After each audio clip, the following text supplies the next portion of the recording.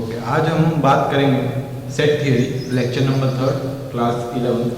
अभी तक हमने पढ़ा टाइप्स, सेट क्या होता है, उसके दो फॉर्म, रोस्टर और सेट बिल्डर फॉर्म, कैसे अपन लिखते हैं। उसके बाद हमने टाइप्स पढ़े। अभी वो टाइप्स में से अभी हम एक और सेट, दो सेट की बात करेंगे। अभी वो सेट है सबसेट।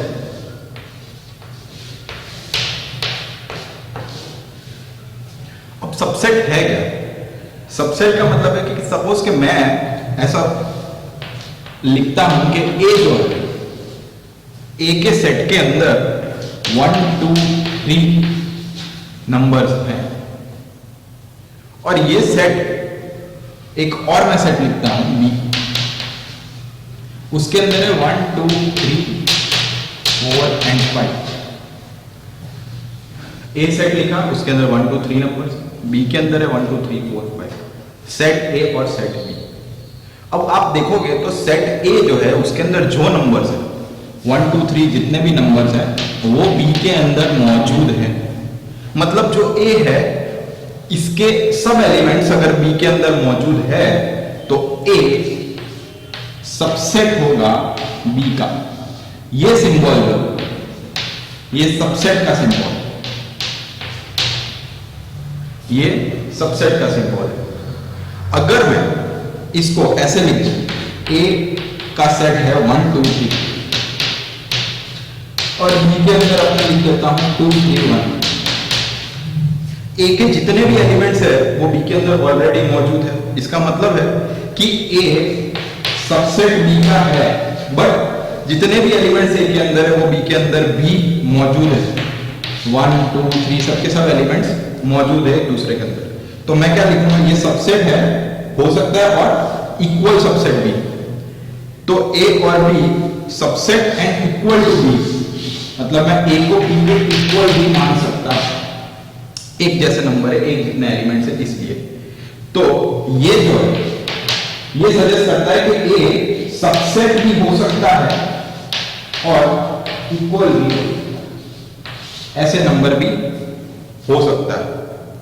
तो ये जैसे अपने सबसेट लिखा, इसके अंदर क्या है 1 2 3 1 2 3 4 5, मतलब ये 1 2 3 है, ये इक्वल तो है नहीं।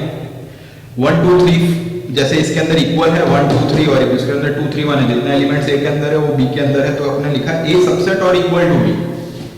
अगर इसके अंदर आप देखो तो 1 2 3 है, 1 2 3 4 5, मतलब A is strictly subset of B, तो ये होगा प्रॉपर सबसेट। इसको हम बोलेंगे प्रॉपर सबसेट। प्रॉपर सबसेट इसलिए कि ए पहला तो छोटा है बी से, और ए के अंदर जितने एलिमेंट्स है वो बी के अंदर भी मौजूद है, और बी के जितने भी एलिमेंट्स है उसके अंदर से ए के एलिमेंट्स मौजूद है। मतलब A is a subset of B, A छोटा है बी से और उसके सभी एलिमेंट बी के अंदर मौजूद है, इसलिए ये होगा प्रॉपर सबसेट। और ये है 1 2 3 और 2 3 1 एलिमेंट सेम है, दोनों के अंदर एलिमेंट सेम है, मतलब ये सबसेट भी है और इक्वल टू बी है। तो ए सबसेट और इक्वल टू बी। ये सबसेट के अंदर अपन एक और एग्जांपल लेते हैं। अगर एग्जांपल अपने ऐसे कि ए का मतलब है x सच दैट, ऐसा भी लिख सकता हूं और ऐसा भी अपने प्रीवियस क्लासेस में कोई भी सिंबल लिख सकता हूं, x such that x is a girl student in class 11। अगर ये मैंने रोस्टर फॉर्म में लिखा कि x such that x is a girl student in class 11, और मैं b लिख रहा हूं कि b जो है वो x such that x is a student in class 11। b क्या है, x is a student in class 11, मतलब ये जो है ये सभी स्टूडेंट की बात कर रहा है, और यहाँ पे क्या है, गर्ल स्टूडेंट क्लास 11, मतलब कि ये जितने भी स्टूडेंट उसमें से एक स्टूडेंट गर्ल स्टूडेंट होगी, मतलब कि ए जो है डायरेक्टली सबसेट हो गया बी का। ऐसे हम इसको देख सकते हैं कि अगर बी जो है वो सभी स्टूडेंट है क्लास के अंदर, और एक मैं बोल रहा हूं कोई भी एक स्टूडेंट, तो वो सभी एक स्टूडेंट या 2 स्टूडेंट या 3 स्टूडेंट, वो है तो क्लास 11 के, मतलब ए जो है डायरेक्टली सबसेट हो गया बी का।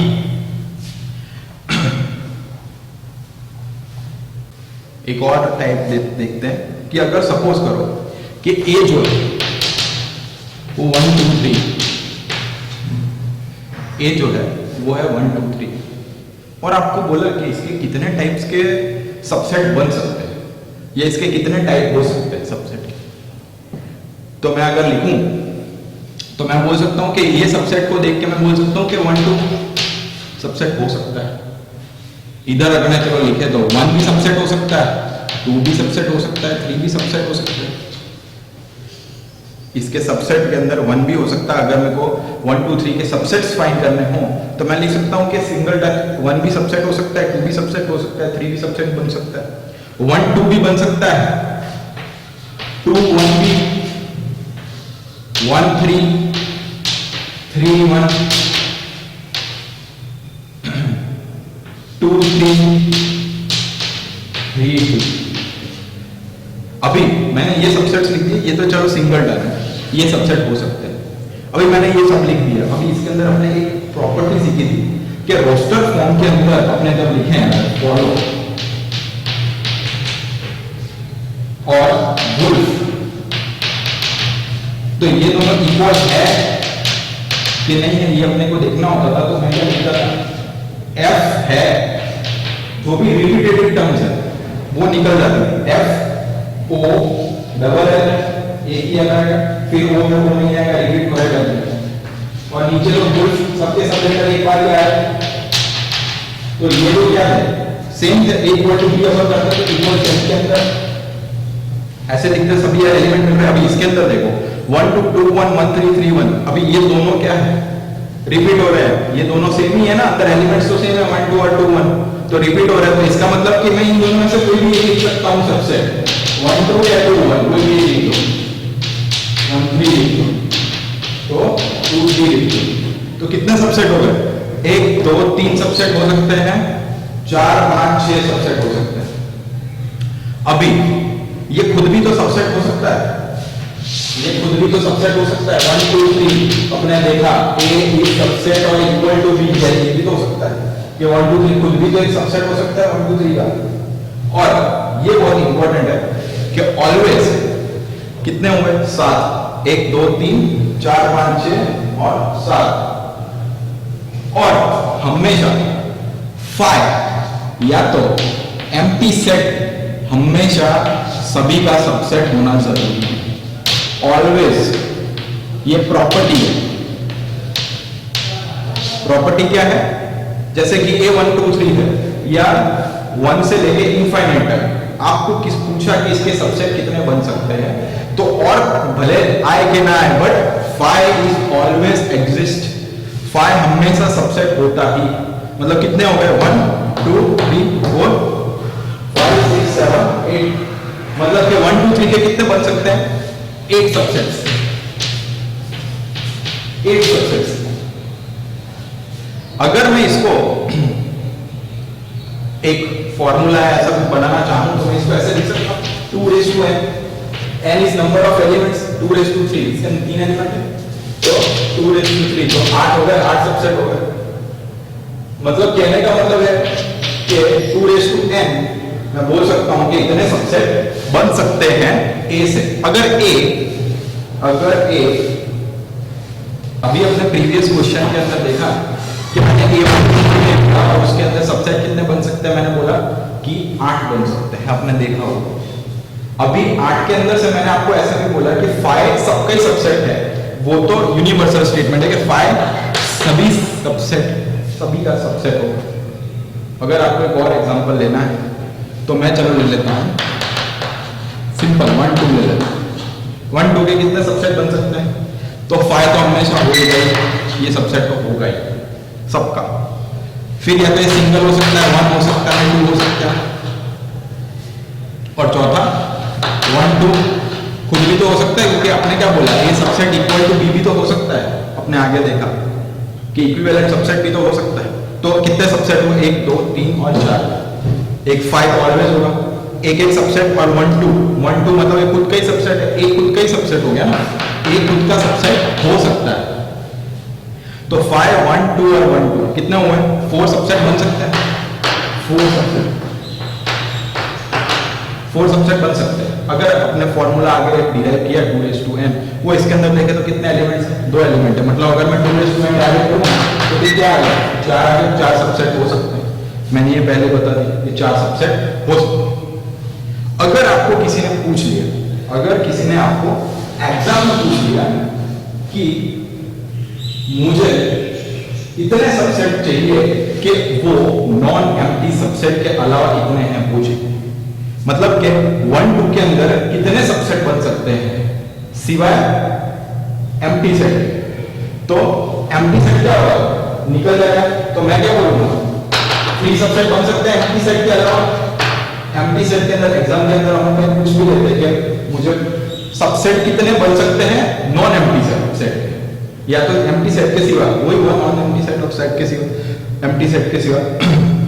तो 1 2 को एम्प्टी सेट निकाल दो तो 3 बनेंगे। 3 बनेंगे इसका मतलब क्या है? ये अपना फॉर्मूला जो है वो क्या होता है? 2 फॉर अगर मैं नॉन एम्प्टी सेट बना रहा हूं इस सबसेट में से, इसके सबसेट में से अगर मैं नॉन एम्प्टी सेट बनाना चाह रहा हूं तो मैं 2n - 1 फॉर्मूला यूज करता हूं।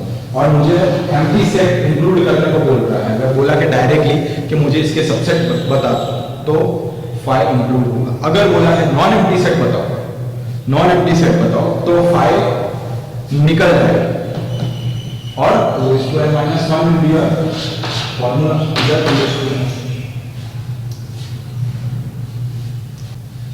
अभी आपने देखा कि अपने क्वेश्चन में ही देख लिया ये प्रॉपर्टीज, लेकिन प्रॉपर्टीज यही है, every set is its own set subset. जैसा मैंने बोला कि अगर 1 2 हाँ तो अपने इसका सबसेट क्या लिखा 1 2 हो सकता है, तो ये प्रॉपर्टी वही है।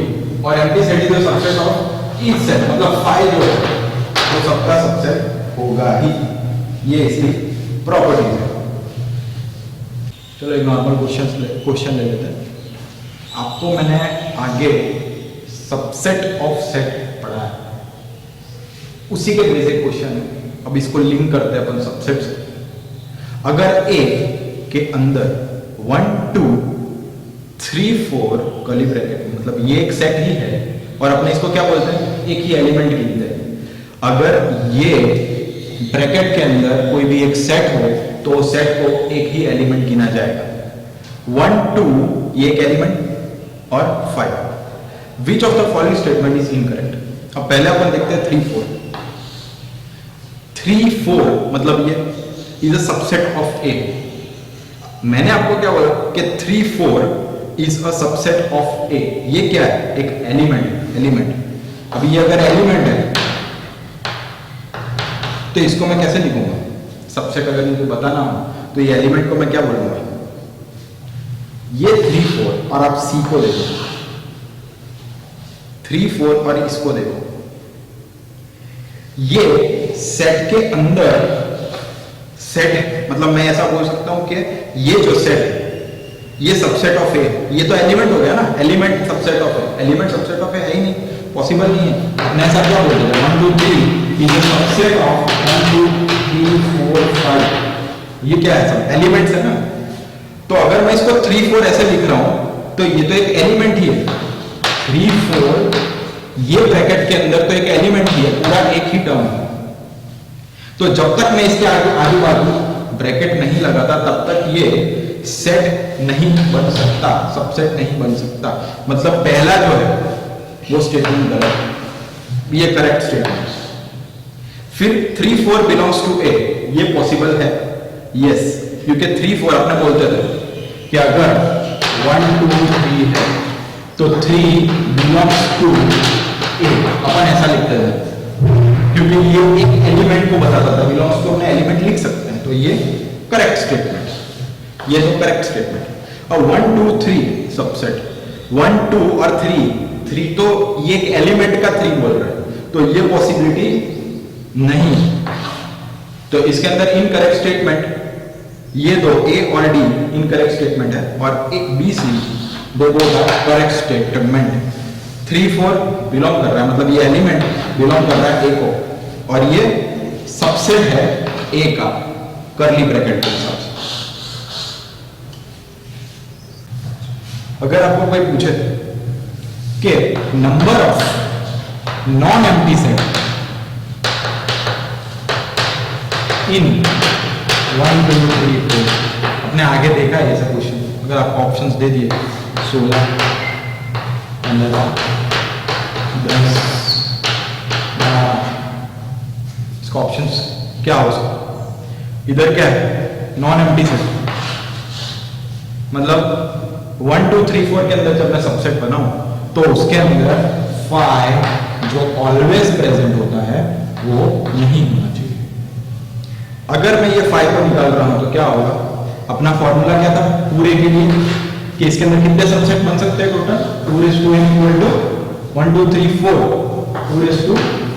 2 नंबर ऑफ एलिमेंट 16 सबसेट बन सकते हैं। लेकिन ये क्या बोल रहा है?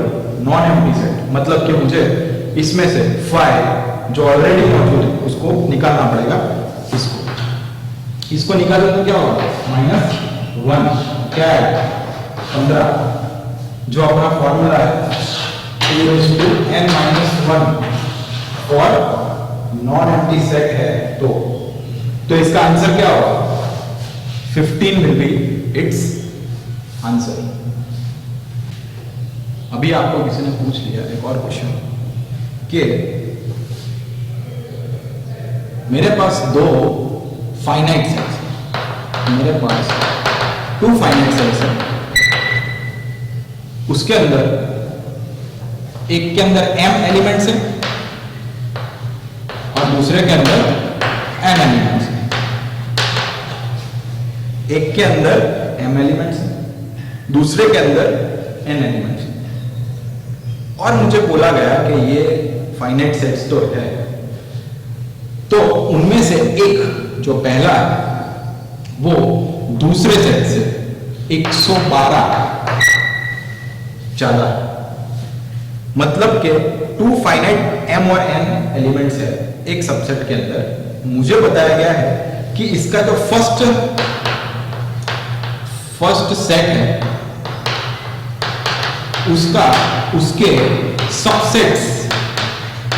उसके सबसेट्स दूसरे से सेकंड सेट से 112 ज्यादा है।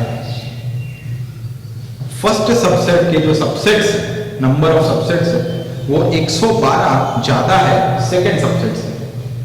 तो मैं ऐसा बोल सकता हूं कि मेरे पास जो पहला है वो B से 112 सबसेट्स ज्यादा है। अब ये A क्या है? अपने को पता है कि m एलिमेंट्स का A है, जिसके अंदर m एलिमेंट्स है। तो मुझे उसके अंदर नंबर ऑफ सबसेट्स फाइंड करने हो तो मैं क्या करता था? 2n अपने पहले वाले, इसके अंदर क्या होगा? 2n, इसके अंदर 2n सबसेट्स होंगे और दूसरे के अंदर 2n सबसेट्स होंगे। इतना मुझे पता चला। मुझे बोला गया कि मुझे m into n कितना होगा वो बताओ। तो A के अंदर मैं क्या रखूंगा? 2n plus 1। अभी 2n minus 2n equal to 1। मुझे बताना है कि m मतलब मुझे m और n फाइंड करना पड़ेगा। अभी मैं n को अगर कॉमन निकालूं बाहर तो क्या होगा? 2m minus n minus 1 equal to. इसका सिंपल मेथड क्या है फाइंड करने का? मैं 1 और 2 का अगर एलसीएम ले 1 और 2 तो मुझे क्या मिलता है? 2 5 10 56, 2 2 4 और 8, 2 14 2 7 7 1। मतलब इसके अंदर कितना 2 है? 1 2 3 4। मैं ऐसा लिख सकता हूँ 7 into 2 raised to 4 लिख सकता हूँ 7 into 2 raised to 4। अभी 7 को तो मैं रहने देता हूं, लेकिन ये देखो ये दोनों 2n और 2/4। तो n के बराबर में क्या लिख सकता हूं? 4 लिख सकता हूं। मुझे n पता चल गया कि 4 है। अभी मुझे n पता चल गया 4 है, तो मैं अगर इसके अंदर डाल दूं तो क्या होगा? 2n minus 2/4 equal to 112। 2n equal to 112 plus 16 2/4 16, मतलब क्या होगा? 128। और 128 कब होता है? 128 होता है जब n को मैं 7 लूं। 2/7 है 128 होता है, मतलब 7 बार 2 को मल्टीप्लाई करूं तो 128 आता है। मतलब n की वैल्यू क्या है? 7। मतलब क्या हो गया? 7 क्रॉस 7 into 4 28। मतलब क्या कहने का मतलब? फर्स्ट सेट के अंदर 112 सबसेट सेकंड से ज्यादा होंगे। तो मुझे पता चला कि m का एलिमेंट कितने होने चाहिए? m के 7 एलिमेंट होने चाहिए और इसके 4 एलिमेंट्स होने चाहिए, तब जाके मेरे जो सबसेट वो 112 a का ज्यादा बनेगा। अब देखो सबसेट्स के बारे में तो अपने एग्जांपल से थोड़ा बहुत आइडिया आ गया। अब इसके अंदर एक छोटा सा और टॉपिक है, सुपर सेट। अगर मैं बोलूं a बराबर 1 2 3 और b बराबर 1 2 3 4 5, a बराबर 1 2 3 और b बराबर 1 2 3 4 5, तो अपने क्या बोलते हैं? a इज अ सबसेट और इक्वल टू कुछ भी हो सकता है। मैंने ऐसे लिख दिया इज अ सबसेट और equal to b। Proper set होता, ये प्रॉपर सेट ही है, बट ये तो मैं एग्जांपल ले रहा हूं कि a इज अ सबसेट और इक्वल टू b।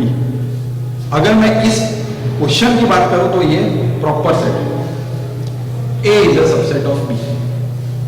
अगर a जो है वो मैं ऐसा लिखूं कि a इसके अंदर लेस देन b, तो b जो मैं ऐसे भी तो लिख सकता हूं b ग्रेटर देन a। अगर मैं a के टर्म्स लेस देन b लिख सकता हूं तो b ग्रेटर देन a भी तो लिख सकता हूं। अगर मैं ये तो लिख सकता हूं तो मतलब मैं इधर भी तो b ऐसे भी तो लिख सकता हूं। अगर मैं a सबसेट ऑफ b लिखूं तो इसको b को सबसेट ऑफ a भी तो लिख सकता हूं। मतलब b जो है a से बड़ा है और इसके अंदर भी ग्रेटर देन, तो ये जो है ये जो सिंबल है ये है सुपर सेट।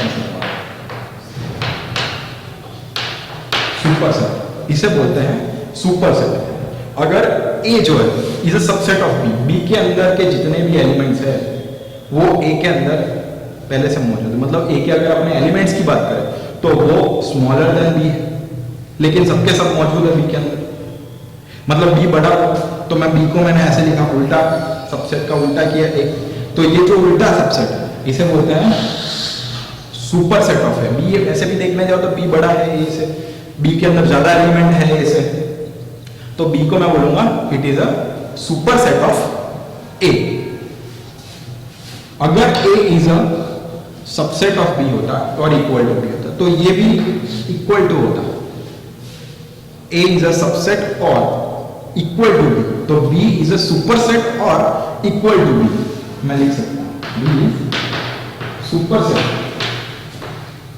और इक्वल टू, इधर क्या लिखता था मैं? a इज अ सबसेट और इक्वल टू b। मैं दोनों टर्म लिख सकता हूं। तो ये एक छोटा सा टॉपिक है सुपर सेट का। अगर उल्टा सबसेट का किया हुआ है तो वो सुपर सेट, इस पे कंफ्यूजन नहीं है। अगर 1 2 3 इधर 2 3 1 तो आप में क्या लिख सकते हैं? तो ये इधर सबसेट और इक्वल टू b, और अगर इसको ध्यान से लिखें तो सब इक्वल है तो इक्वल टू। अगर इक्वल टू मैंने लिख दिया तो मतलब इसको क्या बोलेंगे? इक्वल सेट, इसको बोलेंगे इक्वल सेट। अगर 1 2 3 है a के अंदर और b के अंदर 2 3 1 एलिमेंट सेम है तो a जो है सबसेट या equal to b A is a subset or equal to B, and now I can write A equal to B, मतलब A और B दोनों इक्वल सेट है। यहां पे क्या था, A जो है सबसेट ऑफ B और A इक्वल टू B, लेकिन इसके अंदर क्या होगा, क्लियर कट दिख रहा है कि ये सबसेट तो है और इक्वल भी है, तो मैं इसको या तो ऐसे लिख सकता हूं या तो मैं ऐसे भी लिख सकता हूं इक्वल सेट, इसको बोलते हैं इक्वल टू बी, तो इक्वल सेट भी बोलूंगा या सबसेट और इक्वल टू बी बोलूंगा। तो यहां तक था सुपर सेट और सबसेट।